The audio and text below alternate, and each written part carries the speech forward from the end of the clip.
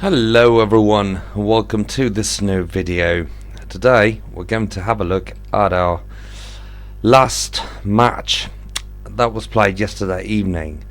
So, very quick look at the score, which was somewhat predictable, but I'd like to underline some very positive things.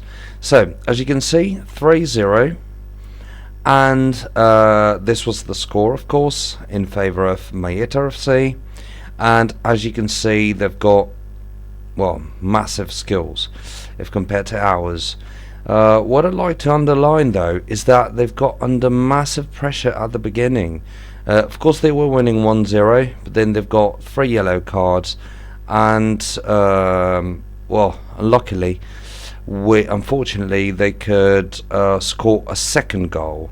From then on, the match took a different direction, I'm afraid, but I'm very happy with the fact that we could at least manage in the first half of the match to shoot more than they did, or at least this is what I can remember, because I've been watching the first half only, and I haven't been watching anything else, so I might be wrong, but I'm pretty sure our shots were higher than theirs. Then, of course, after Viniero's disqualification, everything went totally downhill, not in terms of goals, but of course in terms of ball possession and shots and stuff.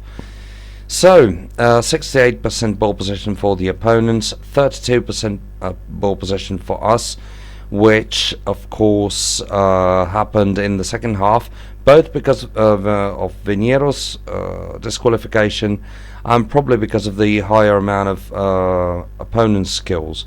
Of course, they had higher stamina than ours, which means that in the second half of the match they could perform better.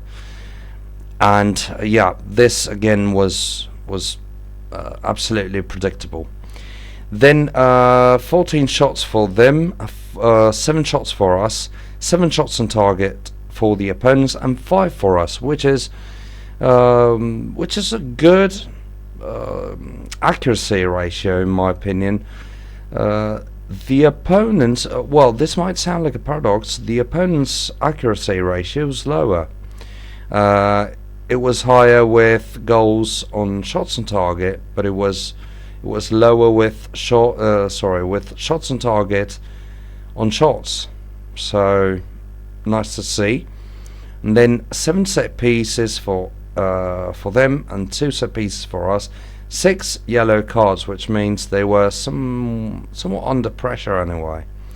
And this is probably down to our tactics, and I'm very happy with it. I have to say that despite the score, I'm happy about a few details that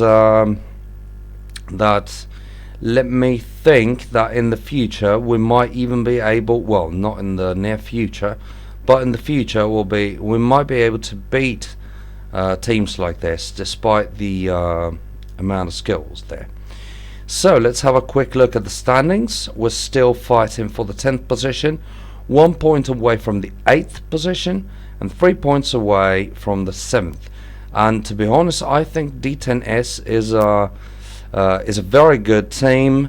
They're a very good team, but at the same time, I think they're not unbeatable, at least not by us. So we'll see what happens in the future of this campaign. But since today it's Saturday, let's have a quick look at the youngsters. Well, we still have Bachiga over here, but he sounds Spanish in terms of surname. And yeah, as we said last time, yeah, he's 17. He's missed 1 training session, and his work rate was somewhat low.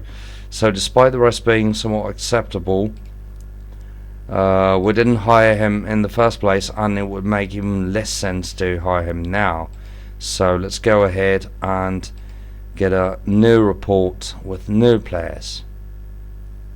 Let's reveal them all. 17 years of age, defensive midfield right, good crossing skills, I have to say, good passing skills, not impressive defending skills, marking in particular, and positioning following right after. Well, this guy does not sound bad, but let's keep him here for a second, because I'm not sure if he's worth signing at this point in time. Then Tarcisio D'Angelo, 17 years of age, low stamina, which is not very promising, and low work rate, which is something I don't like at all for defenders. Also, he's a left defender with low crossing skills, so I'm afraid this guy has to go.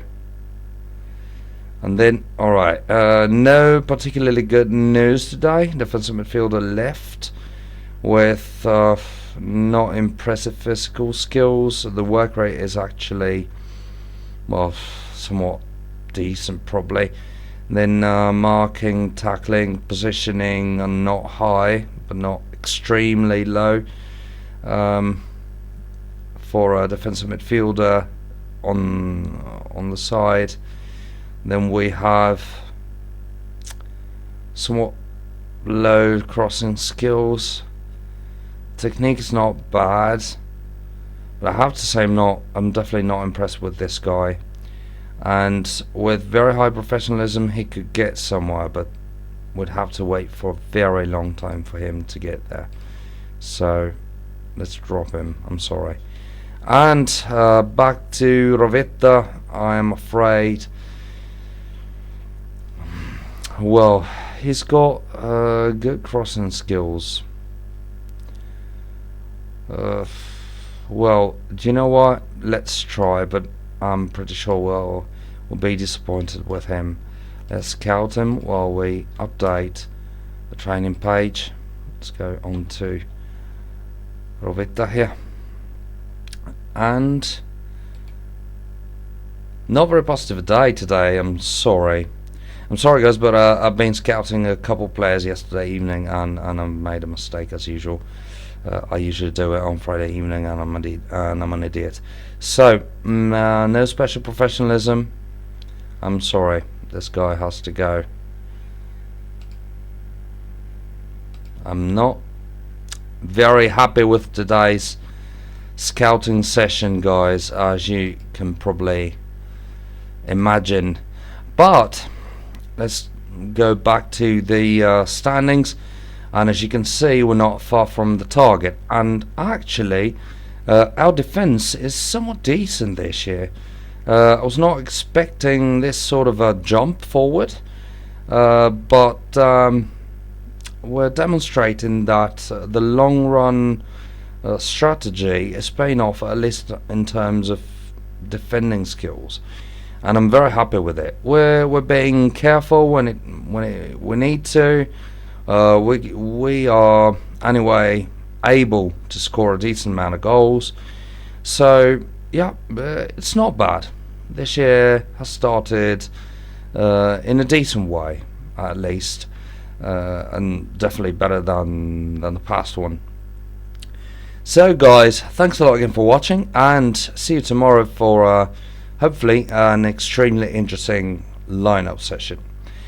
Thanks a lot again, and see you in the next video. Bye.